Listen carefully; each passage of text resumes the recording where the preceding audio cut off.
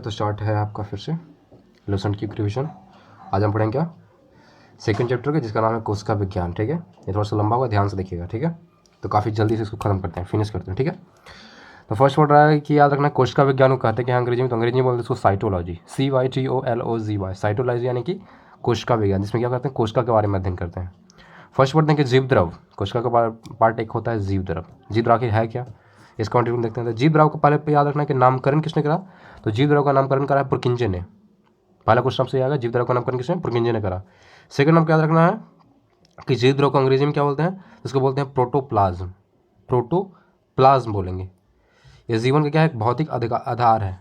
जीव द्रव क्या है, जीवन का एक भौतिक आधार है, सिंपल याद रखना। ठीक है, नेक्स्ट बोलेंगे जीव द्रव दो भागों में बांटा गया है। पहला आता है कोशिका द्रव और दूसरा आता है केंद्रक द्रव। कोशिका द्रव को क्या बोलेंगे, कोशिका द्रव को बोलते हैं साइटोप्लाज्म, CYTOPLASM, साइटोप्लाज्म। कोशिका द्रव को बोलेंगे साइटोप्लाज्म। और दूसरा आता है केंद्रक द्रव, को बोलते हैं न्यूक्लियोप्लाज्म। कोशिका द्रव क्या होगा, यह क्या कोशिका के केंद्रक और क्या होता है, कोशिका झिल्ली के बीच रहने वाला है। केंद्रक और कोशिका झिल्ली के बीच रहेगा तो उसको क्या बोलेंगे, कोशिका द्रव। और जो केंद्रक द्रव होगा क्या होगा, यह कोशिका के केंद्रक के अंदर रहेगा तो उसको क्या बोलेंगे, केंद्रक द्रव। नेक्स्ट पढ़ेंगे, नेक्स्ट लिखा हुआ है कि जीव द्रव का 99% भाग ये चार चीज़ों से मिलकर बना होता है। कौन कौन सा, तो ऑक्सीजन रहता है कितना, 76%, कार्बन रहेगा 10.5%, हाइड्रोजन रहेगा 10%, नाइट्रोजन रहता है 2.5%। ठीक है, नेक्स्ट पढ़ेंगे जीव द्रव का अलावा 80% भाग क्या होता है, जल होता है। याद रखना 80% भाग क्या होगा, जल होगा। 20% में जो जितने भी कार्बनिक अकार्बनिक चीज़ें होंगे वो प्रेजेंट रहेगा, लेकिन 80% भाग क्या होगा, लिक्विड के फॉर्म में होगा, जल के फॉर्म में होगा। नेक्स्ट याद रखना आपको कि अकार्बनिक और कार्बनिक यौगिकों का अनुपात कितना होता है किसी भी कोशिका द्रव के अंदर, तो कितना होता है, 81 रेशियो कितना, 19 होता है। ठीक है, 81:19 होता है, याद रखना। अब आते हैं कोशिका के बारे में। कोशिका के बारे में पढ़ते हैं, तो कोशिका को अंग्रेजी में क्या बोलेंगे, सेल बोलते हैं। ठीक है, ये जीवन की क्या सबसे छोटी कार्यात्मक और संरचनात्मक इकाई है, यानी कार्य करने वाला और मतलब संरचना टाइप में भी क्या सबसे छोटा है ये। ठीक है, तो कार्यात्मक और संरचनात्मक दृष्टि का सबसे छोटा है ये। ठीक है, नेक्स्ट पढ़ेंगे कोशिका के अध्ययन के विज्ञान को क्या बोलते हैं, साइटोलॉजी। याद रखना है कोशिका के अध्ययन के विज्ञान को क्या बोलेंगे, साइटोलॉजी, यानी कोशिका विज्ञान को क्या बोलेंगे, अंग्रेजी में साइटोलॉजी बोला था। कोशिका शब्द का प्रयोग यह पूछ रहा है कि सर्वप्रथम किसने करा था, कोशिका शब्द का प्रयोग किसने करा, तो अंग्रेज वैज्ञानिक का नाम क्या था, रॉबर्ट हुक। यह सब क्वेश्चन पूछे जाएंगे कि सबसे पहले कोशिका शब्द का इस्तेमाल किसने करा है, तो रॉबर्ट हुक ने करा है, याद रखना है आपको। ठीक है, नेक्स्ट पढ़ेंगे सबसे छोटी कोशिका क्या है, जीवाणु माइकोप्लाज्म गैलीसेप्टिकमा। याद रखना है सबसे छोटी कोशिका पूछेगा तो उसका नाम याद रखना है, माइकोप्लाज्म गैलीसेप्टिकमा। ओके, गैलीसेप्टिकमा। नेक्स्ट याद रखना है कि सबसे बड़ी कोशिका किसका होता है, शतुरमुर्ग के अंडे का होता है। सबसे बड़ी कोशिका याद रखना है ऑस्ट्रिच एग का होता है, ऑस्ट्रिच एग यानी कि शतुरमुर्ग के अंडे का होता है। नेक्स्ट आपको याद रखना है कोशिका सिद्धांत के बारे में। तो पहला कोशिका सिद्धांत का प्रतिपादन कब किया गया था, तो 1938 से 1838 से 1839 के बीच में किया गया था। किसके द्वारा, स्लाइडन और स्वान के द्वारा। याद रखना कोशिका सिद्धांत किसने दिया, दो लोगों ने दिया मिलकर, स्लाइडन और स्वान ने। कोशिका सिद्धांत किसके द्वारा, स्लाइडन और स्वान के द्वारा दिया गया। कुछ मुख्य बातें बोली गई, कौन कौन सी बात बोला गया, पहला बोला गया कि जीव द्रव की उत्पत्ति एक कोशिका से हुई है, यानी जीव की उत्पत्ति एक कोशिका से होती है। प्रत्येक जीव की उत्पत्ति किससे होगा, एक कोशिका से होगा। ठीक है, और प्रत्येक जीव के शरीर का एक या अनेक कोशिकाओं का बना होता है। जीव की उत्पत्ति एक कोशिका से होती है, याद रखना जीव की उत्पत्ति एक कोशिका से होगा। ठीक है, नेक्स्ट याद रखना आपका जीव का जो शरीर का एक या अनेक कोशिकाओं से बना होता है। जीव का शरीर भी एक कोशिका से बना होगा, एक या अनेक कोशिकाओं से मिलकर बना होगा। दूसरा पॉइंट ये बोला गया। तीसरा पॉइंट क्या बोला गया कि प्रत्येक कोशिका एक स्वाधीन इकाई है, यद्यपि वह सभी कोशिकाएं मिलकर काम करती है, फलस्वरूप एक जीव का निर्माण होता है। याद रखना यानी कि स्वाधीन होती है, यानी कि जैसे उसका मन करेगा वैसा काम करेगा, उसको डिपेंडेंट नहीं होगा। याद रखना स्वाधीन होती है, यद्यपि सभी कोशिकाएं क्या मिलकर काम करेगी, साथ में मिलकर काम करता है, स्वाधीन होता है वो। ठीक है, और इसका स्वरूप क्या होगा, जीवन की रचना होगा, जीव का निर्माण होगा। नेक्स्ट याद रखना है फोर्थ पॉइंट में बोला है कोशिका का निर्माण जिस क्रिया से होता है उसमें केंद्रक का मुख्य अभिकर्ता यानी कि क्रिएटर होता है, यानी कि केंद्रक ही मेन पार्ट है। याद रखना उसको क्रिएटर बोला जाता है। अब पढ़ते हैं कोशिका दो प्रकार की होती है। कोशिका में दो प्रकार का, पहला आता है प्रोकैरियोटिक, दूसरा आता है यूकैरियोटिक। ओके, प्रोकैरियोटिक किसको बोलेंगे, तो मोटा मोटी आपको याद रखना है प्रोकैरियोटिक में क्या होगा, इसमें प्रोटीन क्या बोलते हैं, हिस्टोन प्रोटीन नहीं होता है। जो कोशिका होगा प्रोकैरियोटिक कोशिका, उसमें क्या होगा, हिस्टोन नामक प्रोटीन उसमें नहीं होगा, जिसके कारण क्या होगा, क्रोमेटिन नहीं बनेगा। अब क्रोमेटिन नहीं बनेने के कारण क्या होगा, डीएनए का निर्माण नहीं होगा। डीएनए का निर्माण नहीं होगा, इसका मतलब हम बोल सकते हैं केंद्रक का कोई नामो निशान ही नहीं रहता। तो कुल मिलाकर ये मान लो कि प्रोकैरियोटिक कोशिका उसको बोलेंगे जिसमें केंद्रक होगा ही नहीं, उसको में हिस्टोन प्रोटीन नहीं बनेगा। हिस्टोन प्रोटीन नहीं बनेगा तो उसमें क्रोमेटिन नहीं बनेगा, क्रोमेटिन नहीं बनेगा तो डीएनए नहीं बनेगा, डीएनए नहीं बनेगा यानी कि केंद्रक नहीं होगा। कहानी फिनिश। ठीक है, इसका एग्जाम्पल कौन कौन होगा? फिर लिखा हुआ है कोई विकसित केंद्रक नाम कोई किसी, इसमें याद रखना है आपको, जीवाणुओं एवं नीलहरित शैवाल, ये सारे इसी कैटेगरी में आते हैं। प्रोकैरियोटिक उसको बोलेंगे, जितने भी जीवाणु है, जितना भी नीलहरित शैवाल है, सबको सब क्या बोलेंगे? प्रोकैरियोटिक उसको बोलेंगे। अब आते हैं यूकैरियोटिक। यूकैरियोटिक में सारा चीज़ होने वाला है, जो जो इसमें नहीं है उसमें सब होने वाला है। इसमें डीएनए भी होगा, इसमें हिस्टोन और प्रोटीन भी बनने वाला है, क्रोमेटिन भी बनेगा, और इसके अलावा क्या होगा? केंद्रिका भी प्रेजेंट रहेगा, यानी कि न्यूक्लियस भी प्रेजेंट रहने वाला है। तो इसको क्या बोलेंगे? यूकैरियोटिक। अब दोनों के बीच थोड़ा सा डिफरेंस दिखाते हैं, थोड़ा सा डिटेल में। ठीक है, तो ध्यान दीजिएगा। पता तो दिख रहा है कि यहाँ पे लिखा हुआ है विशेषता और अंगक, यहाँ पे लिखा प्रोकैरियोटिक, यूकैरियोटिक। ठीक है, फर्स्ट में बोल रहा है कि हम कोशिका भित्ति किसमें होगा, किसमें नहीं होगा, तो यहाँ पे याद रखना इस दोनों में होगा, लेकिन देखो याद रखना प्रोकैरियोटिक जो होगा, यानी कि जिसमें केंद्रक नहीं होगा, उसमें क्या होगा? कोशिका भित्ति जो बना होगा प्रोटीन और कार्बोहाइड्रेट से मिलकर बना होगा। लेकिन अगर यूकैरियोटिक कोशिका है तो उसमें क्या होगा? सेलुलोज से मिलकर बना होगा। ठीक है, नेक्स्ट याद रखना कि माइटोकॉन्ड्रिया क्या होगा? प्रोकैरियोटिक में अनुपस्थित रहेगा, यानी कि प्रेजेंट नहीं होगा, और यूकैरियोटिक में क्या होगा? प्रेजेंट रहेगा। उसी तरह से याद रखना है एंडोप्लाज्मिक रेटिकुलम जो है वो भी क्या रहेगा? अनुपस्थित रहेगा, किसमें? प्रोकैरियोटिक में। लेकिन यूकैरियोटिक में क्या रहेगा? उपस्थित रहेगा, यानी कि प्रेजेंट रहने वाला है। नेक्स्ट याद रखना है राइबोसोम, तो राइबोसोम जो इसमें होता है 70 प्रकार का होता है, प्रोकैरियोटिक में कितना होगा? कम होगा, थोड़ा 70 प्रकार का होगा। लेकिन वही अगर यूकैरियोटिक है तो उसमें जो राइबोसोम की संख्या होगा क्या होगा? 80 प्रकार के राइबोसोम होंगे, उसमें ज़्यादा होगा। ठीक है, नेक्स्ट याद रखना है गोल्जी का के बारे में, तो गोल्जी का जो होने वाला है वो क्या होगा? प्रेजेंट नहीं होगा, यानी कि अनुपस्थित होगा, किसमें? प्रोकैरियोटिक में। अगर वही यूकैरियोटिक की बात किया तो उसमें क्या होगा? प्रेजेंट रहेगा, यानी कि उपस्थित रहने वाला है। नेक्स्ट याद रखना केंद्रक झिल्ली, केंद्रक झिल्ली क्या होगा? अनुपस्थित होगा, यानी कि प्रोकैरियोटिक में किसी तरह केंद्रक झिल्ली नहीं होगा, क्योंकि केंद्रक है ही नहीं तो केंद्रक झिल्ली क्यों? तो याद रखना केंद्रक झिल्ली क्या होगा? अनुपस्थित रहेगा प्रोकैरियोटिक में। वही यूकैरियोटिक में क्या रहेगा? उपस्थित रहेगा। लाइसोसोम की बात की तो लाइसोसोम में क्या होगा? लाइसोसोम भी क्या? अनुपस्थित रहेगा, यानी कि प्रेजेंट नहीं होगा, किसमें? प्रोकैरियोटिक में। यूकैरियोटिक में क्या होगा? उपस्थित होने वाला है। नेक्स्ट याद रखना डीएनए जो होगा एकल सूत्र के रूप में होगा, यानी कि सिंगल लाइन के फॉर्म में होगा। प्रोकैरियोटिक में क्या होगा? डीएनए अगर होगा भी तो क्या होगा? एकल सूत्र के रूप में होगा।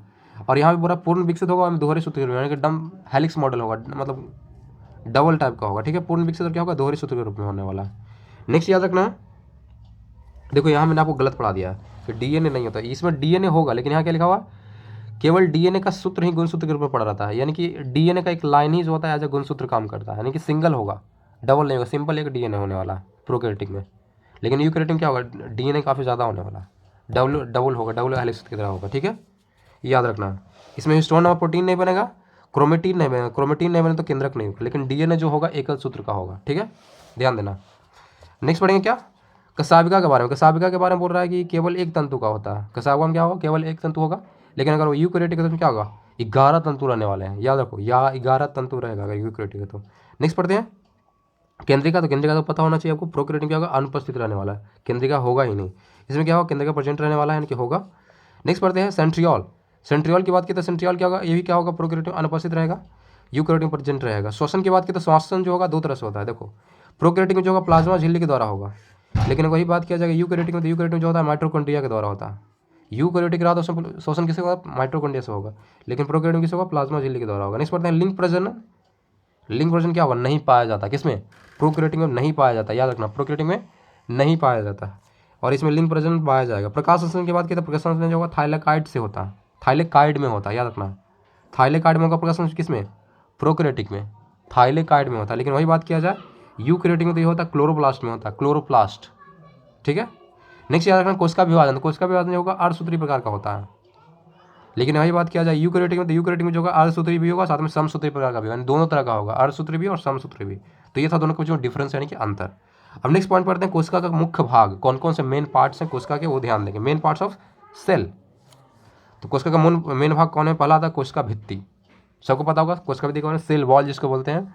ये होगा पादप कोशिकाओं में पाया जाएगा, ठीक है, और ये सेलुलोज का बना होगा, केवल पादप में पाया जाएगा, जंतु में थोड़ी होता है, एकदम बॉल होता है, नहीं ना होता है, पेड़ में होता है, हार्डनेस होता है पेड़ में। तो याद रखना है कोशिका भित्ति पेड़ में होने वाला है, यानी कि पादप में होने वाला है, जो कि सेलुलोज से बना होगा। तीसरा पॉइंट ये रखना है कि कोशिका को एक निश्चित आकृति और बनाने में सहायता करता है, ये तो सही है। फिर नेक्स्ट आपको याद रखना है जीवाणु का कोशिका भित्ति जो होता है किससे बना होता है? ये आपसे क्वेश्चन पूछेगा, जो जीवाणु का कोशिका भित्ति होगा किससे बना होगा?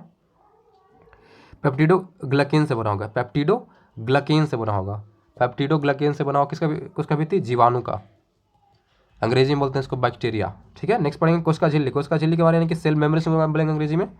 सेल मेम्ब्रेन हमको सिंपल याद रखना कि एक तरह का सेमी परमेबल होता है, कि अर्ध परगमेन, आधा आर पार दिखा देने वाला, ऐसा कि एकदम पूरी तरह से पैक नहीं है, मतलब थोड़ा बहुत आर पार देखा जा सकता है, सेमी परमेबल इसको बोलते हैं। सेमी परमेबल मेम्ब्रेन होता है, ठीक है, ये पॉइंट आपको याद रखना, कुछ नहीं याद रखना। नेक्स्ट आपको याद रखना तारका है, तारका में याद रखना इसको बोलते हैं अंग्रेजी में सेंट्रोसोम। इसमें आपको याद रखना है कि खोज किसने करा था, तारक काय का खोज किसने किया था, बॉबेरी ने किया था, बॉबेरी इसका खोज करा है। दूसरा आपको याद रखना है कि जंतु कोशिकाओं में पाया जाएगा ये, या केवल किसमें होगा, जंतु कोशिकाओं में। याद रखना तारक का यानी कि सेंट्रोसोम प्रेजेंट होगा किसमें, सिर्फ और सिर्फ जंतु कोशिकाओं में। नेक्स्ट याद रखना है इसके अंदर लिखा होगा कि दो एक कण जैसी संरचना होती है, इसको सेंट्रियोल बोलते हैं। तारक के अंदर ही क्या होगा, सेंट्रियोल होगा। समसूत्री विभाजन में ध्रुव का निर्माण करता है। तारक का क्या करता है, हेल्प करता है, ये ध्रुव बनाने में हेल्प करता है, समसूत्री विभाजन के समय ध्रुव बनाने में। ठीक है, कुछ नहीं याद रखना है, इसका बॉबेरी ने डिस्कवर किया बस, और कुछ नहीं।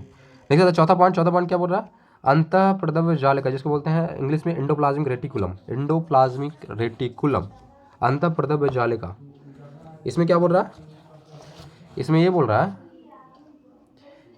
एक और या केंद्रक झिल्ली और दूसरी ओर कोशिका कला के समय, एक सेकंड, इसमें कुछ नहीं याद रखो। इसमें सिंपल एक याद रखो कि कुछ भाग पर किनारे किनारे छोटी छोटी क्या होता है, कनिकाएं लगी होती है। यानी कि अंदर प्रदव्य जालिका में क्या होगा, कुछ भागों पर क्या होगा, किनारे किनारे छोटी छोटी कनिकाएं लगी होती है, जिनको क्या बोलते हैं, राइबोसोम कहते हैं। ठीक है, राइबोसोम कहेंगे।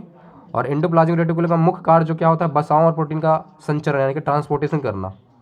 और साथ में जो झिल्लियाँ जो होता है, मेम्ब्रेन्स होता है, उसको क्या बोलते हैं, कोशिका झिल्ली। एक सेकंड, विभिन्न झिल्लियों का निर्माण करना, जैसे कि कोशिका झिल्ली, केंद्रक और केंद्रक झिल्ली। ठीक है, समझ में आ गया। नेक्स्ट पढ़ते हैं देखो यहाँ पे ध्यान दो, एंडोप्लाज्मिक रेटिकुलम जो क्या होगा, इसमें जालिका जैसे बना रहेगा। ठीक है, छोटा सा जालिका बना रहेगा, उसको बोलते हैं राइबोसोम। यानी कि इसका कुल मिलाकर यह कि अंतःप्रदव्य जालिका के अंदर क्या पाया जाएगा, राइबोसोम पाया जाएगा। ठीक है, और एंडोप्लाज्मिक रेटिकुलम का मुख्य काम क्या है, तो इसका मेन काम क्या है, जो वसा है और प्रोटीन को ट्रांसपोर्टेशन करना, यानी कि एक जगह से दूसरी जगह ले जाना, वसाओं का और प्रोटीनों का संचरण करना। और फिर याद रखना है कि जो ये झिल्ली का निर्माण करने में हेल्प करता है बस, जैसे कि कोशिका झिल्ली और केंद्रक झिल्ली बनाने में हेल्प करेगा कौन, अंतःप्रदव्य जालिका। अब नेक्स्ट आता है 5वां नंबर, एक भी याद रखना है, पॉटर के बारे में याद रखो कि अंतःप्रदव्य जालिका का खोज किसने करा था, तो पॉटर ने करा था। ठीक है, नेक्स्ट आता है राइबोसोम के बारे में। तो राइबोसोम में क्या बोल रहा है, सर्वप्रथम रॉबिन्सन एंड ब्राउन ने क्या किया था, पादप कोशिका में खोजा था।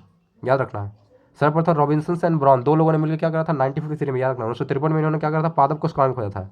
फिर उसके बाद जी प्लाइडे आ गए, जी प्लाइडे 1995 में उन्होंने जंतु के अंदर खोज दिया। देखो यहाँ पर डिफरेंस बहुत ज़्यादा है। पहले खोजा गया पेड़ के अंदर, किसके द्वारा, तो दो लोगों के द्वारा, रॉबिन्सन एंड ब्राउन के द्वारा 1953 में। उसके बाद फिर खोजा गया किसमें, जंतु के अंदर, इनके जानवर के अंदर 1955 में, किसके द्वारा था, जी प्लाइडे के द्वारा। ठीक है, नेक्स्ट याद रखना है कि 1998 में रॉबर्ट ने इसका नामकरण किया। देखो तीन तरह का है, एक तो पहले पादप में खोजा, दूसरा आपको याद रखना है जंतु में खोजा, तीसरा आपको याद रखना है नामकरण किसी और ही ने किया। तो नामकरण किसने किया था, रॉबर्ट ने करा था 1958 में, 1958 में सबसे लास्ट में नामकरण हुआ है। नेक्स्ट याद रखना है कि राइबोन्यूक्लिक एसिड यानी कि आरएनए नामक अम्ल एवं प्रोटीन से मिलकर बना होता है। यानी कि राइबोसोम दो चीज़ से मिलकर बना होगा, राइबोन्यूक्लिक एसिड्स यानी कि आरएनए जिसको बोलते हैं शॉर्ट फॉर्म में, और साथ में प्रोटीन से मिलकर बना होगा। ठीक है, इसलिए इसको क्या बोलते हैं, प्रोटीन का उत्पादक स्थल बोला जाता है, यानी प्रोटीन का फैक्ट्री बोलते हैं इसको। ये पॉइंट भी याद रखना, राइबोसोम क्या बोलेंगे, प्रोटीन का फैक्ट्री ऑफ प्रोटीन किसको बोलेंगे, राइबोसोम को। ठीक है, नोट में कुछ लिखा हुआ कि अस्तनी में लाल रुधिर कण में राइबोसोम में अंतःप्रदव्य जालिका नहीं पाया जाता है। देखो अस्तनी जिसमें क्या होगा, ब्रेस्ट होगा, जितनी भी अस्तनी है, तो ह्यूमन का हो या तो एनिमल का, जितनी भी अस्तनी होगी उसमें जो लाल रुधिर कण है, यानी कि रेड ब्लड सेल जो है, यानी कि लाल वाला जो सेल मतलब जो खून है, उसमें क्या होता है, राइबोसोम नहीं होता है। और साथ में अंतःप्रदव्य जालिका जिसको अंग्रेजी में क्या बोलते हैं, एंडोप्लाज्मिक रेटिकुलम, ये दोनों के दोनों प्रेजेंट नहीं होने वाला। लाल रुधिर कण द्वारा प्रोटीन विश्लेषण नहीं होता, इसमें प्रोटीन का विश्लेषण भी नहीं होता है। याद रखना, ये दोनों पॉइंट आपको याद रखना है कि स्तनी में लाल रुधिर कण और में क्या होगा, राइबोसोम क्या, अंतःप्रदव्य जालिका नहीं पाया जाएगा, साथ में उसमें लाल रुधिर कण द्वारा प्रोटीन का विश्लेषण नहीं होता। ठीक है, अब नेक्स्ट पढ़ते हैं, नेक्स्ट जो है छठा नंबर पॉइंट जो है उसका नाम है माइटोकॉन्ड्रिया के बारे में पढ़ते हैं। तो माइटोकॉन्ड्रिया होता है किसी भी सेल के अंदर, तो क्या है इसका खोज किसने करा था, तो याद रखना सबसे पहले खोज किसने करा था, अल्टमैन ने किया था। एंटमैन होता है ना, उससे अल्टमैन आपको याद रखना है। माइटोकॉन्ड्रिया खोज किसने, तो अल्टमैन ने करा था।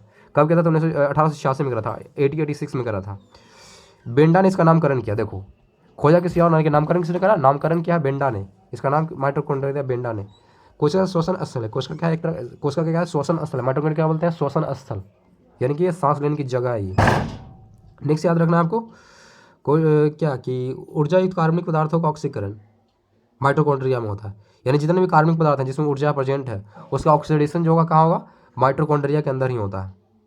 ठीक है, इसलिए क्या बोलते हैं, इसका कोशिका का शक्ति केंद्र बोलते हैं। कोशिका का शक्ति केंद्र अंग्रेजी में बोलेंगे power house of the cell.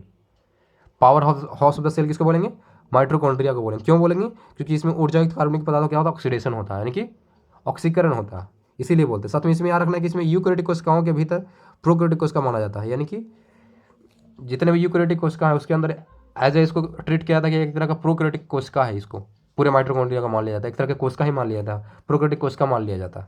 ठीक है, काफ़ी कॉम्प्लिकेटेड, काफ़ी इंपॉर्टेंट इसीलिए। तो दो चीज़ आपको याद रखना था, अल्टमान इसका खोज करा है, नेमिंग किसने करा था, बेंडा ने करा था। ठीक है, नेक्स्ट याद रखना कि लिखा हुआ डीएनए केंद्र के अलावा माइटोकॉन्ड्रिया में हरित लवक में पाया था। ये देखो डीएनए कहाँ कहाँ पाया जाता है, डीएनए जो पाया जाता है माइटोकॉन्ड्रिया में पाया जाता है, साथ में हरित लवक में पाया जाता है, केंद्र के अलावा। केंद्रक में तो होगा ही, साथ में माइटोकॉन्ड्रिया में होगा, साथ में हरित हरित लवक में भी होगा। ठीक है, नेक्स्ट पढ़ते हैं गोल्जी का क्या पढ़ेंगे। गोल्जी का अंग्रेजी बोलते हैं गोल्जी बॉडी। इसका खोज किसने करा था, इसका खोज करा था कैमिलियो गोल्जी ने, जो कि इटली के वैज्ञानिक है। कैमिलो गोल्जी ने खोज किया और अपने ही नाम पे इन्होंने क्या करा, नामकरण कर दिया। ठीक है, कैमिलो गोल्जी ने खोजा और इसका नाम अपने खुद के नाम पर नामकरण कर दिया। इसमें लिखा हुआ कि ये क्या है, सूक्ष्म नलिका है, यानी कि ट्यूब्स की तरह काम करेगा, थैली एवं थैलियों का बना होता है, यानी कि ट्यूब्स होता है, बहुत सारा थैली होता है। ये हमको नहीं जानना है, आपको याद रखना गोल्जी का हम कोशिका के अणुओं का आयात प्रबंधक कह सकते हैं। या हाँ, ये पॉइंट अच्छा है। इसमें क्या लिखा हुआ है, गोल्जी को हम कोशिका के अणुओं का यातायात प्रबंधक कहते हैं, यानी कि यातायात का देख रेख कौन करेगा, गोल्जी क्या करेगा। कोशिका के अणुओं को यातायात प्रबंधक भी कह सकते हैं। कोशिका भित्ति हम लाइसोसोम का निर्माण भी करते हैं, याद रखना कोशिका भित्ति और लाइसोसोम का निर्माण करने में हेल्प करता है गोल्जी का। गोल्जी कॉम्प्लेक्स में साधारण शर्करा में कार्बोहाइड्रेट का संश्लेषण होता है। राइबोसोम में निर्मित प्रोटीन से मिलकर ग्लाइकोप्रोटीन बनाता है। काफ़ी इंपॉर्टेंट पॉइंट लिखा हुआ है यहाँ पे, ध्यान देना है। ये कोशिका भित्ति और लाइसोसोम का निर्माण करने में हेल्प करेगा। फिर आपको याद रखना है गोल्जी कॉम्प्लेक्स में साधारण शर्करा से कार्बोहाइड्रेट का संश्लेषण होता है। फिर याद रखना है कि राइबोसोम से निर्मित प्रोटीन से मिलकर क्या बनाता है, ग्लाइकोप्रोटीन बनाता है। यानी कि राइबोसोम में जो निर्मित प्रोटीन है उसके साथ अगर मिल जाता है गोल्जी का तो क्या बनाएगा, ग्लाइकोप्रोटीन बनाएगा। ठीक है, नेक्स्ट आते हैं आठवां पॉइंट। आठवां जो है पाया जाता है लाइसोसोम किसी सेल के अंदर। लाइसोसोम को क्या बोलते हैं, इसको खोज किसने किया था, डी डोवे ने करा था। लाइसोसोम को खोज किसने करा है, तो डी डोवे ने किया है। ठीक है, डी डोवे वैज्ञानिक ने करा है। इसमें याद रखना कि कार्य इसका प्रमुख कार्य क्या है, बाहरी पदार्थों का भक्षण या पाचन करना। जितने भी बाहरी पदार्थ हैं, जितने भी नेगेटिव पदार्थ थे उसको क्या करना है, भक्षण या पाचन करना। इसमें 24 प्रकार के एंजाइम पाए जाएंगे, याद रखना लाइसोसोम के अंदर कितना 24 प्रकार के एंजाइम पाए जाएंगे। और इसे आत्मघाती थैली यानी सुसाइड वेसल भी कहते हैं, आत्मघाती थैली बोलते हैं या सुसाइड वेसल इसको अंग्रेजी में बोल सकते हैं। नेक्स्ट आपको याद रखना, नोट करके लिखा होगा संधारियों में लाल रक्त कणिका में लाइसोसोम नहीं हुआ। देखो काफ़ी इंपॉर्टेंट पॉइंट दिया हुआ है कि जो लाल रक्त कणिका है उसमें लाइसोसोम होता ही नहीं, स्तनधारियों में केवल, याद रखना जिसमें स्तन होगा उसके लिए है सिर्फ, उसके लाइसोसोम नहीं पाया जाएगा। इसमें आरबीसी के अंदर लाल रक्त कणिका के अंदर लाइसोसोम नहीं पाया जाएगा। यह आपसे पूछा जा सकता है, ध्यान देना। ठीक है, नेक्स्ट पढ़ेंगे लवक के बारे में, जिसको बोलते हैं अंग्रेजी में प्लास्टिड। तो प्लास्टिड क्या होता है भाई, तो ये लिखा हुआ कि केवल पादप कोशिकाओं में पाया जाएगा। जनरली रंग मान लो, रंगने का काम करता है प्लास्टिड। तो याद रखना है केवल पाया जाएगा इसमें पादप में। क्यों होता है कि फूल पत्ती होता है उसमें, जंतु में नहीं होता जनरली। तो पादप में पाया जाएगा। यह 3 प्रकार का होता है, याद रखना। पहला आता है हरित लवक जिसको बोलते हैं क्लोरोप्लास्ट, दूसरा आता है अवर्णी लवक जिसको बोलते हैं ल्यूकोप्लास्ट, और तीसरा आता है उसको बोलते हैं वर्णी लवक, क्रोमोप्लास्ट। हरित लवक, अवर्णी लवक और वर्णी लवक, तीनों के बारे में अलग अलग पढ़ते हैं। फर्स्ट पढ़ते हैं हरित लवक। हरित लवक का हरा रंग का होता है, ये सबको पता होगा, हरा हरित नाम ही है तो हरा रंग होगा। और इसका मेन जो होता है, मेन क्लोरोफिल पाया जाता है, या वो सिंपल याद रखना। हरित लवक को पादप कोशिका की रसोई कहा जाता है। ठीक है, ये पॉइंट काफ़ी इंपॉर्टेंट है। हरित लवक क्या बोलेंगे, पादप कोशिका की रसोई बोलते हैं, रसोई यानी किचन, समझ रहे हो आप। नेक्स्ट आता है पत्तियों का जो रंग पीला होता है किसके कारण होगा, पीला जो हो जाएगा वो कैरोटीन के नाम कारण होगा। गाजर में भी कैरोटीन पाया जाता है, याद रखना है। पत्तियों का रंग जो पीला होगा किसके कारण होगा, कैरोटीन के निर्माण होने के कारण होता है, याद रखना। कैरोटीन अगर प्रेजेंट रह गया, निर्माण हो गया, तो पत्ती का रंग क्या हो जाएगा, पीला हो जाएगा। और ग्रीन किस लिए होगा, ग्रीन होता है क्लोरोफिल के कारण, ये याद रखना। नेक्स्ट पढ़ेंगे अवर्णी लवक। अवर्णी लवक बोला इसको बोलते हैं रंगहीन लवक, यानी किसी तरह का कलर इसमें होगा ही नहीं। एक इसका मेन काम क्या है, ये जड़ों में और भूमिगत तनों में पाया जाता है।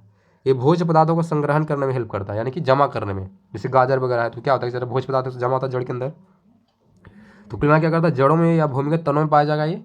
और साथ में ये क्या करेगा, भोज्य पदार्थों को संग्रहण करने वाला लवक है ये। ठीक है, जिसको बोलेंगे अवर्णी लवक, रंगहीन होता है। और साथ में याद रखना कि जो सूर्य का प्रकाश का मिलता भी नहीं है, इसलिए कारण इसका कलर भी नहीं होता। ठीक है, नेक्स्ट याद रखना है वर्णी लवक, जो लास्ट है वर्णी लवक, इसको बोलते हैं क्या, इसको बोलते हैं क्रोमोप्लास्ट। ये रंगीन होता है, बिल्कुल रंगीन होगा। ठीक है, ये लाल पीला नारंगी जैसा बोल दो वैसा कलर का होगा ये। ठीक है, जनरली कहाँ पाया जाएगा, पुष्प में, यानी कि फूल के अंदर, फूल पत्ती के अंदर, पत्ते के अंदर पाया जाएगा, बीज में पाया जाएगा। बीज भी देखते हैं आजकल बहुत कलर का होता है, इसलिए याद रखना बीज के अंदर ही पाया जाएंगे वर्णी लवक। यहाँ लिखा होगा वर्णी लवक के अन्य उदाहरण, जैसे टमाटर में जो टमाटर रेड क्यों होता है, टमाटर रेड क्यों होता है, लाइकोपिन के कारण। लाइकोपिन पाया जाता है टमाटर के अंदर, याद रखना है। गाजर में क्या पाया जाएगा, कैरोटीन। पत्ता अगर पीला हो रहा है तो भी क्या होगा, कैरोटीन के कारण ही होगा। चुकंदर में क्या पाया जाएगा, बीटानिन। चुकंदर कलर जो होगा उस तरह से रेड टाइप होता है ना, वो होता है बीटानिन के कारण, याद रखना।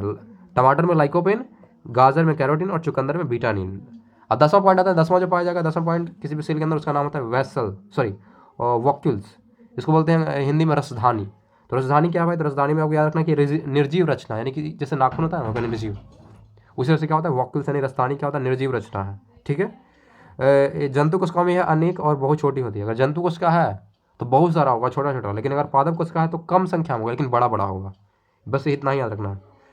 बहुत बड़ी और केंद्र में स्थित रहती है। याद रखना है कि सेंटर में प्रेजेंट पाया यानी कि रस्तानी जो का अंदर पाया जाएगा, बीचों बीच पाया जाएगा, ठीक है। यही याद रखना कि निर्जीव होता है।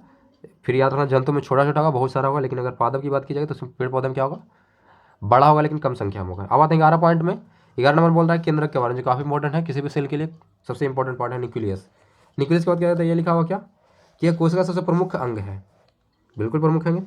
केंद्रक द्रव्य में धागनुमा पदार्थ जाल के रूप में बिखरा दिखाई पड़ता है। केंद्रक के अंदर देखिएगा तो अब धागनुमा रहेगा, एक पदार्थ जाल की तरह दिखाई देगा, जैसे मछली वाला तो जाल की तरह दिखाई देगा। उसको क्या बोलते हैं, उसको बोलते हैं क्रोमेटिन। क्रोमेटिन उसको बोला जाता है। और यह प्रोटीन और डीएनए से मिलकर बना होता है।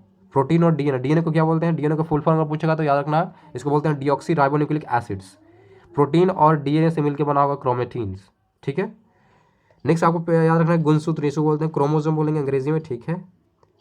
यहाँ लिखा वाल्डेयर एंड ब्रॉने। ब्रॉने ने क्या करा था, गुणसूत्र की खोज किसने करा था, तो वाल्डेयर एंड ब्रॉने, वाल्डेयर ब्रॉने ने करा था गुणसूत्र का खोज, क्रोमोसोम का खोज। ये आपको याद रखना।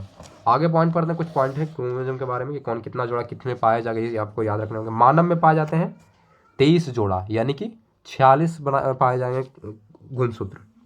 जोड़ा में यहाँ लिखा होगा तो उसको बोलेंगे 23 जोड़ा गुणसूत्र पाए जाएंगे मानव में। चिंपांजी होगा, चिंपांजी में हमसे ज़्यादा होगा 24 जोड़ा होगा। बंदर में हमसे कम होगा यानी कि 21 जोड़ा होगा। बंदर में 21 जोड़ा, चिंपांजी में 24 जोड़ा और ह्यूमन में यानी कि आदमी में होगा 23 जोड़ा। नेक्स्ट याद रखा है गुणसूत्र में जेली के समान एक गाढ़ा भाग होता है, उसको क्या बोलते हैं, उसको बोलते हैं मैट्रिक्स। मूवी देखा ना आपने मैट्रिक्स, तो पाया जाता है हमारे यहाँ गुणसूत्र के अंदर पाया जाता है, या चिपचिपा एकदम गाढ़ा भाग रहेगा उसको बोलेंगे मैट्रिक्स बोलते हैं। मैट्रिक्स में दो परस्पर लिपटे हुए महीन क्या लिखा हुआ है, कुंडली सूत्र दिखाई पड़ता है, उसको बोलते हैं क्रोमेनिमाटा बोला जाता है।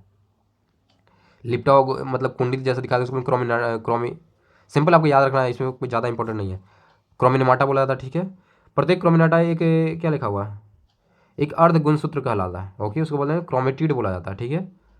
फिर आपको याद रखना है कि दो क्रोमेटिड एक निश्चित स्थान से एक दूसरे से जुड़ा होता है, उसको क्या बोलते हैं एस्ट्रोमियर यानी सेंट्रोमियर बोलते हैं, सेंट्रोमियर, ओके, सेंट्रोमियर उसको बोलते हैं। दो क्रोमेटिड आपस में मिला था, इतना आपको याद नहीं रखना, सिंपल आपको रखना है 23 जोड़ा पाया जाएगा, 24 जोड़ा पाया जाएगा और 21 जोड़ा पाया जाएगा बस।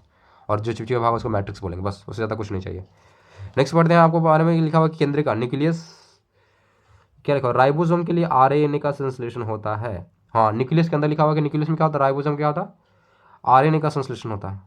राइबोसोम के लिए आरएनए का संश्लेषण होता है, यानी कि राइबोसोम बनने के लिए क्या होता है, आरएनए का संश्लेषण, यानी कि राइबोन्यूक्लिक एसिड का संश्लेषण होता है किसमें, तो न्यूक्लियस के अंदर ऐसा होता है, ठीक है। ये आपको याद रखना है। नेक्स्ट पढ़ेंगे डीएनए और आरएनए की संरचना के बारे में। तो क्या लिखा हुआ है, डीएनए की अधिकांश मात्रा क्या होता है, केंद्रक में होती है। कुछ मात्रा जो होगा माइटोकॉन्ड्रिया में पाया जाएगा और हरित लवक में पाया जाएगा। आपको पहले में बताया था कि डीएनए कहाँ कहाँ पाया जाएगा, केंद्रक में पाया जाएगा, साथ में माइटोकॉन्ड्रिया में, साथ में हरित लवक में पाया, 3 जगह पाए जाएंगे। डीएनए क्या होता है, ये लिखा हुआ, ये क्या होता है, पॉलीन्यूक्लियोटाइड्स होते हैं, ये लिखा गया है। तो पॉलीन्यूक्लियोटाइड या डीएनए को डिवाइड करा गया 2 पार्ट में। तो डीएनए को 2 पार्ट में दिया, इसको आता है न्यूक्लियोसाइड्स, दूसरा आता है फॉस्फेट। न्यूक्लियोसाइड जो होगा शुगर और बेस से मिलकर बना होगा, यानी कि चीनी और क्षार से मिलकर बना होगा। नेक्स्ट आते हैं क्या, क्षार के बारे में पढ़ते हैं। बेस क्या क्या प्रेजेंट रहेगा किसी डीएनए के अंदर, तो याद रखना 4 तरह का पाया जाएगा क्षार। बेस जो होगा 4 तरह का पहला आता है एडिसिन, जिसको ए से रिप्रेजेंट करते हैं, एडिसिन, गुआनिन, थाइमिन और साइटोसिन। याद रखना जनरली पूछे जा सकते हैं आपसे। तो एडिसिन, गुआनिन, थाइमिन और साइटोसिन पाए जाएंगे, 4 तरह के क्या पाए जाएंगे, बेस पाए जाएंगे किसी भी डीएनए के अंदर, ठीक है। नेक्स्ट आपको याद रखना है आपको कि 1953 में कौन थे, जेडी वाटसन और क्रिक ने क्या था, डीएनए को दुकड़ली संरचना यानी कि डबल हेलिक्स मॉडल किसने दिया था। ये काफ़ी इंपॉर्टेंट क्वेश्चन है, डबल हेलिक्स मॉडल किसने दिया था, तो 2 लोगों ने मिलकर दिया था या 1 लोगों ने, तो 2 लोगों ने मिलकर दिया था। कौन कौन दिए थे, ध्यान दीजिएगा, कौन कौन दिए थे, तो वाटसन और क्रिक ने मिलकर दिया था। जेडी वाटसन और क्रिक ने मिलकर दिया था डीएनए की द्विकुंडलित संरचना मॉडल। याद रखना द्विकुंडलित संरचना मॉडल किसने दिया था, जेडी वाटसन और क्रिक ने। नेक्स्ट आपको याद रखना है किसी के लिए इनको नोबेल अवार्ड भी दिया गया था, कब, तो 1962 में इनको नोबेल अवार्ड दिया गया इसी काम के लिए, डबल हेलिक्स मॉडल के लिए दिया गया। अब बढ़ते हैं डीएनए का काम क्या होता है। डीएनए काम होता है आनुवांशिक क्रियाओं का संचालन करना, जीन इसका इकाई होता है और प्रोटीन संश्लेषण को नियंत्रित करता है। 3 काम हो गया, आनुवांशिक क्रियाओं क्या करता है, संचालन करता है। दूसरा काम क्या होगा, ये दूसरा काम याद रखना है प्रोटीन संश्लेषण में हेल्प करता है बस। और जीन इसका सबसे क्या होगा, सबसे छोटा इकाई होगा, इसका इकाई मतलब क्या, सबसे छोटा पार्ट हो गया इसका जीन। आरएनए का निर्माण कैसे होता है, ये क्या होता है, इसको बोलते हैं ट्रांसक्रिप्शन बोलते हैं। आरएनए के निर्माण के प्रोसेस क्या होते हैं, ट्रांसक्रिप्शन बोलते हैं। इसे बोला है कि डीएनए से ही आरएनए का निर्माण होता है। देखो सब बहुत लोगों को नहीं पता होगा, लेकिन क्या होता है, डीएनए से ही आरएनए का निर्माण होता है, संश्लेषण होता है, ठीक है, बस इतना याद रखना। नेक्स्ट आपको याद रखना आरएनए 3 प्रकार का होता है। कौन कौन सा आरएनए होता है आपको ध्यान देना है। पहला जो आरएनए होता है उसको बोलते हैं आरआरएनए, यानी कि राइबोसोमल आरएनए। आरएनए का फुल फॉर्म पता है ना, राइबोन्यूक्लिक एसिड्स। तो याद रखना फर्स्ट होता है आरआरएनए यानी कि राइबोसोमल आरएनए। ये काम क्या करता है, राइबोसोम पर लगे रहते हैं और साथ में प्रोटीन सिंथेसिस में हेल्प करता है। मेन काम क्या है, प्रोटीन सिंथेसिस से काम करना है, ठीक है। दूसरा पढ़ते हैं टीआरएनए। टीआरएनए को बोलते हैं ट्रांसफर आरएनए। इसका मेन काम क्या करता है, इसे काम करता है अमीनो अम्ल को राइबोसोम पर लाते हैं, यानी कि जितने भी अमीनो अम्ल है, क्या करता है राइबोसोम के पास लाता है ताकि क्या हो, प्रोटीन का निर्माण किया जा सके, जहाँ क्या होता है प्रोटीन का निर्माण होता है, ठीक है। पहला था आरआरएनए जो क्या करता है प्रोटीन संश्लेषण में हेल्प करता है। दूसरा था टीआरएनए जो क्या करता है ट्रांसफर आरएनए, जो क्या करता है अमीनो अम्ल को क्या करता है राइबोसोम पर लाता है, किसके लिए, प्रोटीन निर्माण करने के लिए। यहाँ पे लिखा प्रोटीन बनने की अंतिम क्रिया को बोलते हैं ट्रांसलेशन। याद रखना ट्रांसलेशन बोलेंगे इसको, प्रोटीन बनने की अंतिम प्रक्रिया को बोलते हैं। थर्ड प्रोसेस जो थर्ड जो टाइप उसको बोलते हैं एमआरएनए। तीसरा टाइप है जो उसको बोलते हैं मैसेंजर आरएनए। ये क्या करता है, ये करता है क्या, ये केंद्र के बाहर विभिन्न आदेश लेकर अमीनो को चुनने में मदद करता है, यानी केंद्र के बाहर जाता है इन्फॉर्मेशन लेकर और चुनने में हेल्प करता है। क्या चुनने में, तो अमीनो कौन कौन सा हमको अमीनो अम्ल चाहिए जिससे हमको प्रोटीन बनाना है, यानी कि मेन काम मैसेंजर की तरह काम करता है। हमको ए वाला चाहिए, ए वाला चाहिए, ए वाला चाहिए, एज ए मैसेंजर काम करेगा। तो तीनों याद रखना है, राइबोसोमल आरएनए, ट्रांसफर आरएनए और मैसेंजर आरएनए। याद होगा आई होप, ठीक है। नेक्स्ट पढ़ते हैं इसी के अंदर। नेक्स्ट टॉपिक है डीएनए और आरएनए के बीच में अंतर दिखाया गया। तो डीएनए और आरएनए में क्या पढ़ना है, तो पहला अंतर याद रखना कि डी ऑक्सी राइबोसोम शर्करा होता है। डीएनए क्या होता है, इसमें क्या होता है शर्करा प्रेजेंट रहेगा। इसमें क्या होगा राइबोज शर्करा, यानी कि शर्करा का जो टाइप है यानी कि जो शुगर का टाइप है दोनों डिफरेंट है। इसमें क्या है डीऑक्सी राइबोज का तरह का, इसमें क्या है राइबोज तरह का, राइबोज शर्करा, इसमें डीऑक्सी राइबोज शर्करा, ठीक है। नेक्स्ट आपको याद रखना है इसमें बेस एडेनिन, इसमें बेस एडेनिन, गुआनिन, थाइमिन और साइटोसिन होते हैं। पता है आपको बेस चार तरह का होगा डीएनए के अंदर, कौन कौन होगा, एडेनिन, गुआनिन, थाइमिन और साइटोसिन। लेकिन इसमें बेस जो होगा क्या होगा, बेस थाइमिन के जगह पे क्या होगा यूरेसिल का इस्तेमाल किया। इसमें भी 4 होगा लेकिन यहाँ पे जो थाइमिन होगा तो थाइमिन के जगह पे क्या हम इस्तेमाल करेंगे, यूरेसिल का इस्तेमाल करने वाले हैं। यानी कुल मिला क्या होगा, एडेनिन हो जाएगा, गुआनिन हो जाएगा, साथ में यूरेसिल हो जाएगा, साइटोसिन हो जाएगा, किसके अंदर, आरएनए के अंदर। तीसरा पॉइंट आपको याद रखना केंद्रक किसमें पाया जाएगा, मुख्यतः केंद्रक में पाया जाता है। डीएनए क्या पाया जाएगा, केंद्रक के अंदर। लेकिन आरएनए की बात कीजिए केंद्रक और कोशिका द्रव दोनों में पाया जाएगा, केंद्रक में भी होगा, साथ में कोशिका द्रव के अंदर ही पाया जाएगा। ये डिफरेंस है। सॉरी, ध्यान देना आपको पढ़ना है पादप और जंतु कोशिका के बीच में अंतर। पादप और जंतु यानी कि पेड़ पौधा और जानवर के बीच में अंतर। तो पादप कोशिका में लिखा हुआ कि कोशिका भित्ति पाया जाएगा, बिल्कुल पाया जाएगा क्योंकि हार्ड है तो आया, तो याद रखना कोशिका भित्ति पाया जाए। लेकिन जंतु कोशिका के अंदर कोशिका भित्ति प्रेजेंट नहीं होगा। इसमें लवक पाया जाएगा, कलर के लिए, फूल पत्ती के कलर के लिए क्या होगा, इसमें लवक पाया जाएगा। लेकिन अगर जंतु कोशिका में किसी तरह का लवक नहीं पाया जाएगा, ठीक है। तारक का जिसको बोलते हैं अंग्रेजी में सेंट्रोसोम, क्या होता है अनुपस्थित होता है किसमें, किसी भी पादप कोशिका में। सिंपल किसमें होगा, सेंट्रोसोम जो होगा किसमें होगा, जंतु कोशिका के अंदर होगा। नेक्स्ट याद रखना जो रिक्तिका है, वोक्यूल्स जो है वो बड़ा होता है किसी पादप में और कम संख्या में होता है। लेकिन वही रिक्तिका की बात की जाएगी जंतु कोशिका में तो क्या होगा, छोटा होगा और बहुत ज़्यादा संख्या में होगा। नेक्स्ट आपको याद रखना इसका आकार लगभग जो है आयताकार होता है। पादप कोशिका का जो आकार होगा आयताकार होगा, लेकिन वही जंतु कोशिका तो उसका आकार लगभग क्या होगा, वृत्ताकार होगा। ये अंतर है, आपने पढ़ा होगा 8th या 9th क्लास में तो आपको दिखाया था स्ट्रक्चर बना के। तो याद रखना इसका आकार कैसा होगा, वृत्ताकार होगा जंतु कोशिका का। नेक्स्ट पढ़ते हैं कोशिका विज्ञान, सॉरी विभाजन, यानी कैसे कैसे डिवाइड करा गया। कोशिका विभाजन के बारे में पढ़ेंगे, इसको बोलेंगे अंग्रेजी में सेल डिवीजन। तो सर्वप्रथम 1955 में किसके द्वारा खोजा गया, बिरचाओ ने देखा। कोशिका विभाजन सर्वप्रथम किसने देखा है, यानी कि एक कोशिका मिल टूट के दो कोशिका बन रहा है, ऐसा सर्वप्रथम किसने क्या देखा, तो 1855 में देखा था किसने, तो बिरचाओ ने देखा था, ठीक है। नेक्स्ट याद रखना कोशिका विभाजन मुख्य 3 प्रकार से होते हैं। कौन कौन प्रकार है भाई, तो पहला जो आता है उसको बोलते हैं असूत्री विभाजन, जिसको बोलेंगे अमीटोसिस अंग्रेजी में, अमीटोसिस। दूसरा बोलते हैं समसूत्री विभाजन यानी कि मीटोसिस। और थर्ड आता है उसको बोलते हैं अर्धसूत्री विभाजन, जिसको बोलते हैं मियोसिस अर्धसूत्री विभाजन। अब पढ़ते हैं तीनों के बारे में अलग अलग। पढ़ा आता है असूत्री विभाजन। असूत्री का मतलब क्या होगा, अंग्रेजी में बोलते हैं अमीटोसिस। लिखा हो कि विभाजन अविकसित कोशिकाओं में होता है, जैसे कि जीवाणु के अंदर होगा, नीलरहित शैवालों के अंदर होगा, ईस्ट के अंदर होगा, अमीबा के अंदर होगा, साथ में प्रोटोजोआ में होगा। याद रखना वैसे कोशिकाओं में जो कि आप पूरी तरह से विकसित नहीं है, अविकसित कोशिकाओं के अंदर होता है। याद रखना जीवाणु में, नीलरहित शैवाल में, ईस्ट में, अमीबा में और प्रोटोजोआ के अंदर होगा कौन सा विभाजन, असूत्री विभाजन होगा। दूसरा आते हैं समसूत्री विभाजन, जिसको बोलते हैं अंग्रेजी में मीटोसिस। जंतु कोशिकाओं में सबसे पहले जर्मनी के जीव वैज्ञानिक वाल्थेयर फ्लेमिंग ने 1800 कब लिखा, 1879 में देखा था, और सन 1982 में इस प्रक्रिया को माइटोसिस नाम दिया गया। और यह विभाजन काय कोशिका यानी कि सोमैटिक सेल में होता है। बस इसमें सिंपल ये याद रखना कि सर्वप्रथम किसने देखा था, समसूत्री विभाजन खोज किसने करा था, तो जर्मनी के वैज्ञानिक थे जिनका नाम क्या था, वाल्थेयर फ्लेमिंग ने देखा था। कब देखा था, तो याद रखना 1879 ईस्वी में देखा था। साथ में इसका नामकरण दिया गया जिसका नाम रखा गया माइटोसिस, कब, जो 1882 में नामकरण किया गया। यह जो विभाजन होगा याद रखना कायिक कोशिका के अंदर होता है। ये काफी इंपॉर्टेंट क्वेश्चन पूछ सकता है कि किस कोशिका में होता है समसूत्री विभाजन, तो कायिक कोशिका के अंदर यानी कि सोमैटिक सेल के अंदर होता है।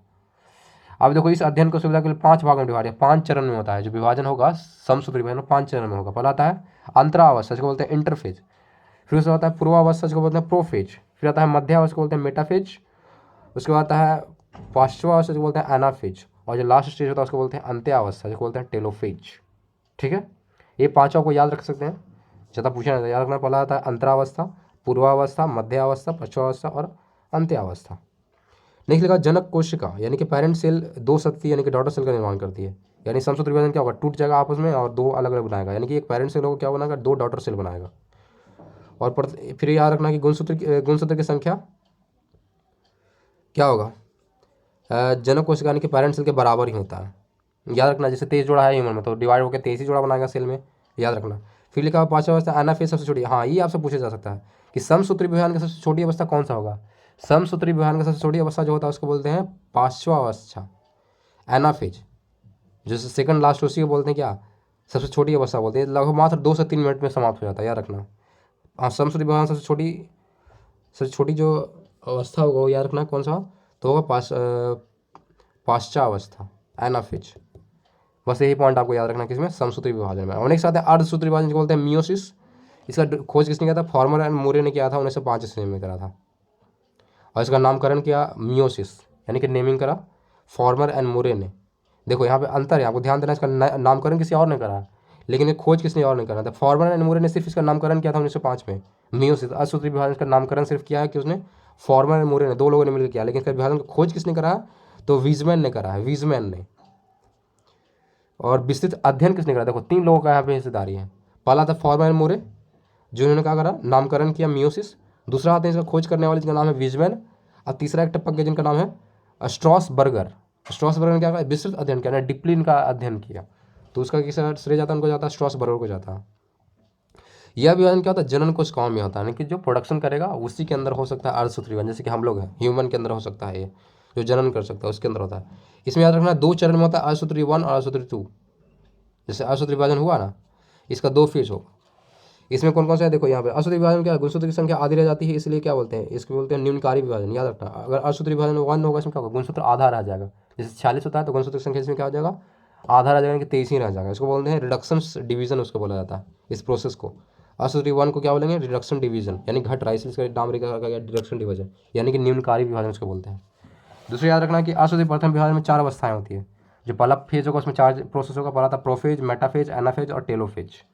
ठीक है, और इसमें से भी याद रखना है प्रोफेज जो 1 होता है सबसे लंबी अवस्था पाया जाता है। याद रखना है कि इसमें अर्धसूत्री विभाजन में सबसे लंबी अवस्था की क्या बोलेंगे, प्रोफेज। ठीक है, अब जो ये भी है इसमें क्या लिखा हुआ कि 5 उप अवस्था होता है। क्या बात है, प्रोफेज के अंदर 5 उप अवस्था, किसके अंदर 5 कैटेगरी होगा, जिसको बोल लेपोटीन, जाइगोटीन, पैकेटीन, डिप्लोटीन्स और साथ में क्या लिखा हुआ डाइकिनेसिस, ये सारे दिया हुआ। इसके बारे में थोड़ा सा डीपली में पढ़ना चाहें तो पढ़ सकते हैं। पहला था लेपोटीन के बारे में, क्या होता है, इसमें क्या लिखा है, पतले धागे दिखा देते हैं, इसे क्या बोलते हैं, क्रोमोसोमाटा बोलते हैं। गुणसूत्र की संख्या दुगुनित हो जाती है, यानी कि डाइप्लॉइड हो जाती है, यानी कि गुणसूत्र की संख्या क्या होगा, लेपोटीन के अंदर क्या होगा, दुगुना हो जाएगा, ये बोला गया है। ज़ाइगोटिन प्रोसेस होगा, उसमें क्या होगा, समझात गुणसूत्र एक साथ होकर क्या होता है, जोड़े बनाना शुरू कर देते हैं, जिसे क्या बोलते हैं, सिनेप्सिस कहते हैं। जो प्रोसेस होता है जोड़ा बनाने का उसको क्या बोलेंगे, सिनेप्सिस बोलेंगे। जो सेम कैटेगरी का जो गुणसूत्र होगा क्या होगा, वो जोड़ा बनाना शुरू कर देगा, इसको बोलेंगे जाइगोटिन। साथ में मिला होगा कि सेंट्रियोल एक दूसरे से अलग होकर केंद्र के विपरीत ध्रुव पर चले जाते हैं, और सेंट्रियोल क्या होगा, डिवाइड हो जाएगा, 2 अलग अलग ध्रुव का निर्माण कर देगा। ठीक है, प्रोटीन और आरएनए के संश्लेषण के फल से क्या केंद्रिका बड़ी हो जाती है। फिर जाइगोटिन के अंदर क्या होगा, केंद्रिका का जो साइज है वो क्या होगा, बड़ा हो जाएगा, किस कारण, प्रोटीन और आयरन के संश्लेषण के कारण हो जाएगा। नेक्स्ट याद रखना पैकेटिन में क्या होता है, तो पैकेटिन में याद रखना कि इसमें द्विज प्रत्येक सदस्य अनधैर्य रूप से क्या होता है, विभाजित होकर 2 अनुजात गुणसूत्र क्रोमेटिन में बढ़ जाता है। ठीक है, ये आपको याद नहीं रखना, 2 समजात गुणसूत्र, 2 मातृ और 2 पितृ क्रोमेटिड होते हैं। ठीक है ठीक है ठीक है, जीन विनिमय पैकेटिन अवस्था में पाया जाता है। हाँ, ये आपको याद रखना है कि पैकेटिन के अंदर ही कौन होगा, जीन विनिमय, यानी कि जीन का जो होता है, यानी कि विनिमय मतलब क्या होता है, ट्रांसपोर्टेशन, एक जगह से दूसरी जगह ट्रांसफर होना। तो याद रखना कि जीन विनिमय किस में प्रोसेस में होगा, तो पैकेटिन के अंदर ही होता है जीन विनिमय, सिर्फ ये याद रखना है आपको, पैकेटिन के अंदर है। इस क्रिया में क्या होता है, इसको बोलते हैं रिकॉम्बिनेज एंजाइम भाग लेते हैं। रिकॉम्बिनेज यानी कि एक दूसरे से क्या अभिक्रिया करने वाला एंजाइम इसमें भाग लेगा। तो सिंपल याद रखना है जीन विनिमय किस में होगा, पैकेटिन के अंदर होगा। जाइगोटिन में आपको याद रखना क्या कि समझात गुणसूत्र एक साथ होकर क्या बनाता है, जोड़ा बनाना शुरू कर देता है, जिसको सिनेप्सिस बोलते हैं। लेप्टोटिन में याद रखना क्या होता है, इसमें क्या होता है, गुणसूत्र की संख्या दुगुना हो जाता है बस। चौथा में याद यहाँ पे देखो, क्रॉसिंग ओवर हमेशा क्या होता है, नॉन लिस्टेड क्रोमेटिड के बीच होता है, ये आपको याद नहीं रखना। नॉन सिस्टर क्रोमेटिड के अंदर होगा, यानी कि सेम कैटेगरी नहीं होना चाहिए क्रॉसिंग ओवर, इसलिए क्या लिखा, नॉन सिस्टर क्रोमेटिड के अंदर होता है। डिप्लोटिन के अंदर क्या होता है, डिप्लोटिन के अंदर संजात गुणसूत्र अलग होने लगते हैं, परंतु जोड़े के दो सदस्य पूर्ण रूप से अलग नहीं हो पाते। यानी कि संजात गुणसूत्र अलग होगा लेकिन जोड़ा बनाना शुरू नहीं करेगा, जो दो जोड़ा अलग वो अलग नहीं होगा, ठीक है। ऐसे स्थान में क्या लिखा है, काइजेमाटा कहते हैं, एक स्थान बनेगा उसको काइजेमाटा बोलेंगे। काइजेमाटा वहाँ से संख्या बराबरता, एक सेकेंड, इसको आपको नहीं पढ़ना चाहिए, डिप्लोटिन को छोड़ ही दो, ठीक है। डायनेक्सिस के अंदर डायनेक्सिस केंद्रक कला एवं केंद्रिका लुप्त होती है। हाँ, यहाँ याद रखो कि केंद्रक कला और केंद्रिका कहाँ लुप्त कहाँ होगा, तो वो होगा डायक्नेसिस के अंदर होने वाला है, केंद्रिका का लुप्त हो जाएगा। फिर उसके बाद सेम प्रोसेस होगा, आसूत्री विभाजन 2 शुरू हो जाएगा, ठीक है। तो फेज़ 1 फिर फेज़ 2 होगा, सेम टू सेम ऐसा ही होगा। याद रखना आपको ये मेन पॉइंट लिखा होगा कि आसूत्री विभाजन में एक जनक कोशिका होता है, यानी कि पैरेंट सेल होगा, ठीक है, और 4 सत्ती कोशिका बनेगी, डॉटर सेल की संख्या कितना, 4 बनेगा, तब जाके जोड़ा बनेगा। याद रखना है, एक होगा पैरेंट सेल और 4 डॉटर सेल होगा, किसमें, अर्धसूत्री विभाजन में। अब पढ़ते हैं दोनों को, जो यहाँ पे अंतर बताया गया किसमें, समसूत्री विभाजन और अर्धसूत्री विभाजन। लास्ट पॉइंट है, लास्ट इस मतलब इस चैप्टर का लास्ट टॉपिक है, ध्यान से देखिएगा। दोनों के बीच में अंतर क्या है, समसूत्री विभाजन और अर्धसूत्री विभाजन के बीच में, दोनों के बीच में अंतर। पहला पॉइंट दिया हुआ कि इसका विभाजन होता है कायिक यानी कि सोमैटिक सेल के अंदर होता है, कायिक कोशिका के अंदर होगा समसूत्री विभाजन। वही अर्धसूत्री विभाजन जो होगा क्या होगा, ये जनन कोशिका जो कि प्रोडक्शन कर सकता है, यानी कि जो बच्चा दे सकता है, जनन कोशिका के अंदर होता है। दूसरा पॉइंट याद रखना है कि इसका विभाजन कम समय लगता है, समसूत्री विभाजन में क्या लगेगा, काफ़ी कम समय लगेगा, ठीक है। लेकिन वही बात कि इसका विभाजन में अधिक समय लगेगा, अर्धसूत्री विभाजन में क्या होगा, काफ़ी ज़्यादा समय लगेगा। थर्ड पॉइंट भी याद रखना कि इसके विभाजन के द्वारा एक कोशिका 2 कोशिका में बनती है, यानी कि एक कोशिका टूटेगा तो 2 कोशिका बनाएगा। लेकिन वही याद रखना, अर्धसूत्री विभाजन क्या होगा, इसमें एक कोशिका से 4 कोशिका निर्माण होता है। अभी पढ़ा था आपने कि एक पैरेंट सेल होता है, 4 डॉटर सेल होता है, तो इसका 1 से 4 बनेगा, इसमें मात्र 1 से 2 बनेगा। समसूत्री में दिखाया गया कि सत्ती कोशिका जनक जैसी ही गुणसूत्र होता है, यानी कि सेम टू सेम जैसा उसका मतलब जनक यानी कि जो पेरेंट है वो उसी तरह का सेम टू सेम होने वाला है कोशिका। साधन के अनुवांशिक विविधता नहीं होती, किस तरह का अनुवांशिक विविधता नहीं कि कोई भी नेचर वाइज चेंजेस नहीं होगा, अनुवांशिक विविधता पाई ही नहीं जाएगी। लेकिन वही सत्ती कोशिका में क्या होगा, जनकों से भिन्न गुणसूत्र होने के कारण क्या होता है, अनुवांशिक विविधता पाई जाती है, गुणसूत्र अलग होगा, क्योंकि ये क्या होता है, क्रॉस ओवर के द्वारा बनता है, याद रखना। तो इसमें क्या होगा, गुण चेंज कर जाएगा, ठीक है, अनुवांशिक विविधता पाई जाएगी, कुछ ना कुछ डिफरेंस जरूर पाया जाएगा, लेकिन सत्ती कोशिका में सेम टू सेम रहने वाला है। पांचवा पॉइंट आपको याद रखना कि अनुवांशिक पदार्थों में आदान प्रदान क्रॉस ओवर नहीं होता, याद रखना। समसूत्री विभाजन क्या होगा, अनुवांशिक पदार्थ क्या होगा, क्रॉस ओवर नहीं होगा, आदान प्रदान नहीं होगा। लेकिन यही बात करें अर्धसूत्री विभाजन, इस विभाजन गुणसूत्रों के बीच में अनुवांशिक पदार्थों क्या होता है, आदान प्रदान होता है, ठीक है। और लास्ट पॉइंट है जिसका नाम रखना है, जिसका लिखा हुआ कि इसकी सबसे छोटी अवस्था ही पढ़ा था आपने, इस समसूत्री में सबसे छोटी अवस्था बोलते हैं, उसको बोलते हैं एनाफेज बोलते हैं। सबसे छोटी अवस्था जो बोलेगा उसको क्या बोलते हैं, एनाफेज बोलेंगे। लेकिन वही अगर पूछेगा क्या सबसे बड़ी अवस्था क्या होता है अर्धसूत्री विभाजन में, तो उसमें होता है प्रोफेज, होता है सबसे बड़ी अवस्था होता है। तो ये था हमारा सेकंड चैप्टर कोशिका विज्ञान। तो आज के लिए इतना ही, नेक्स्ट क्लास में मिलते हैं, थैंक यू।